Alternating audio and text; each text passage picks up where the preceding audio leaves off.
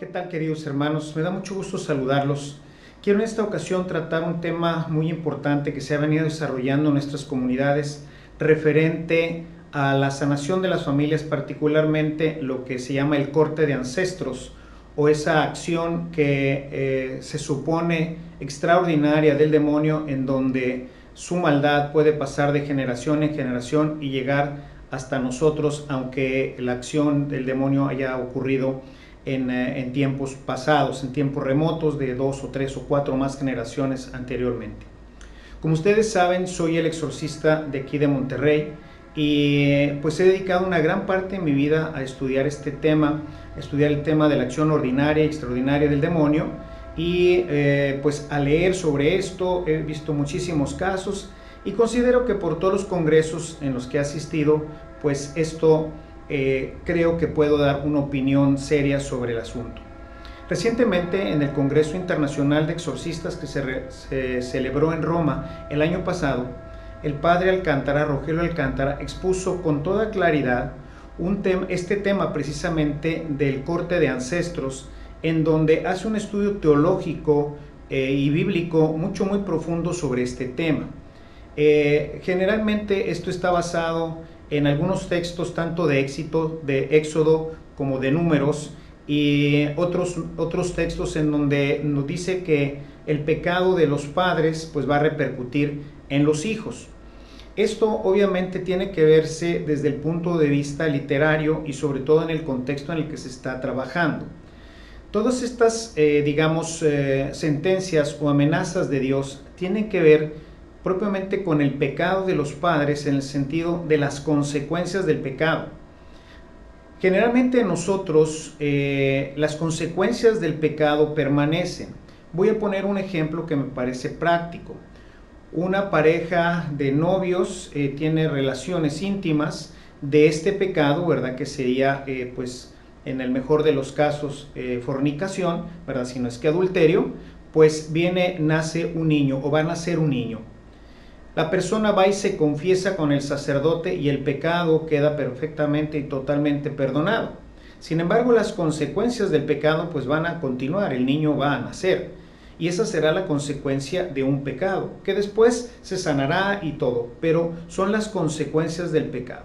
Cuando nosotros hacemos algo que va en contra de la moral, que va en contra de lo que Dios nos manda, pues las consecuencias pueden permanecer.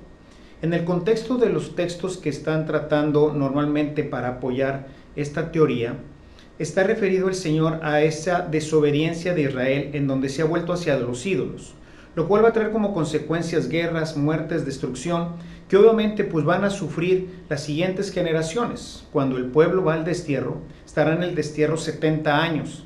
Obviamente la generación que pecó, la generación que desobedeció, pues ya no existe. Sin embargo, los hijos y los nietos pues siguen padeciendo estas consecuencias porque están en el exilio. Pero esto no tiene nada que ver con la acción extraordinaria del demonio. El demonio debemos de entender que no se contagia, no se comunica y no se hereda. Cuando nosotros tenemos una situación extraordinaria, que es a la que generalmente se refiere, porque la acción ordinaria es básicamente la tentación, la extraordinaria tiene que ver con estas acciones, enfermedades, padecimientos, rotura de relaciones, en fin, todo este tipo de situaciones que pues terminan echando a perder la vida de una persona. Son situaciones extraordinarias. Son acciones que el demonio puede hacer por una permisividad especial de Dios en una persona. Sin embargo, esta permanece en ella hasta que muera o hasta que sea liberado a través de un exorcismo. Esta persona que haya tenido esta situación, o si sus papás estuvieron relacionados con brujos, con magos, si ellos fueron brujos, magos, si la acción del demonio estuvo presente en sus vidas, esto no se comunica a las siguientes generaciones, porque de lo contrario pues tendríamos un Dios que pues malo, ¿verdad? Un Dios que no es bondad, un Dios que no deja a la persona ni siquiera optar por la libertad, y todo está basado en la libertad. La única forma en el que la acción demoníaca, la acción del demonio puede pasar a otra generación es cuando se hace una consagración de la generación. Cuando una persona ya instruida en el compacto con el demonio, que lleva una relación con el demonio, y consagra a sus hijos, en ese sentido sí podríamos pensar que pueda haber una continuidad de la acción demoníaca, porque hay una consagración, y las consagraciones pueden ser hechas en el ámbito del demonio, que abarca pues no nuestro espacio y nuestro tiempo. Esta situación se ha venido pues difundiendo de una manera todavía más fuerte con un libro, ¿verdad? Que es este libro del padre Youssef, que invita a que se hagan una serie de liturgias, que incluso con algunos comentarios que ya he recibido sobre esto, una persona se quejaba de que padecía ahora una serie de males del demonio porque no había hecho bien alguna de las liturgias que por aquí nos presenta el padre Youssef.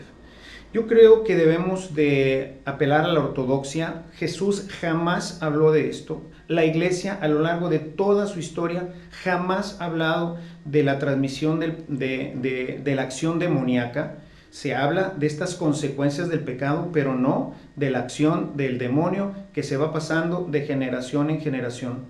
Todas estas misas de cortes de ancestros, todos estos tipos de texto, de lo cual hay muchísimo, están muy influenciados por doctrinas orientales. Entonces yo quisiera invitarlos a volver a la ortodoxia, a no dejarse llevar por todos estos materiales que hoy pululan en internet, incluso pues se distribuyen entre nuestras comunidades cristianas católicas y que van siendo parte de esta psicosis que hoy vive el mundo, precisamente por este tipo de información y otras más que se han desarrollado, la proliferación de magos, adivinos, etcétera, que hacen que todo el mundo hoy piense que está siendo afectado por una acción extraordinaria del demonio. Realmente son pocas las personas que se ven afectadas gravemente por la acción extraordinaria. Si hubiera una acción extraordinaria del demonio, pues basta con que regresemos a la oración, a la práctica de los sacramentos, particularmente el de la Eucaristía y de la reconciliación, que empecemos a tener una vida seria de oración y todos estos males irán desapareciendo paulatinamente. Dios es verdaderamente poderoso y el hombre vive protegido en el estado de la gracia. Cuando el hombre se aleja de la gracia, entonces quedamos al descubierto y podemos ser afectados seriamente por la acción del demonio. Ordinariamente no se preocupa mucho de la acción extraordinaria porque le apuesta más a nuestra perdición eterna que logrará a través de la tentación. Por eso yo los invito nuevamente, mis hermanos, a que dejemos todo esto de lado, que busquemos instruirnos mejor, que busquemos la palabra de Dios, que busquemos su recta interpretación, que busquemos vivir una vida plenamente cristiana y dejemos de lado todo esto de las misas de corte y todo este tipo de cosas que a la postre, si una persona tiene un problema psicológico, asiste a una misa de corte en donde generalmente se mueve dentro de un ambiente carismático, donde habrá mucha alabanza, mucha oración, donde habrá mucha música, todo esto pues puede exaltar las situaciones psicológicas y pues pensar que verdaderamente tiene una acción extraordinaria que nadie le va a poder quitar, porque el único demonio que no podemos echar fuera pues es el que no está dentro, es el que no existe.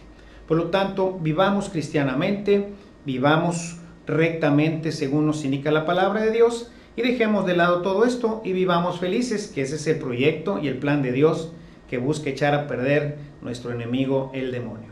Si vivimos en gracia, viviremos en paz. Muchas gracias por su atención y nos vemos en nuestro siguiente video. Hasta luego.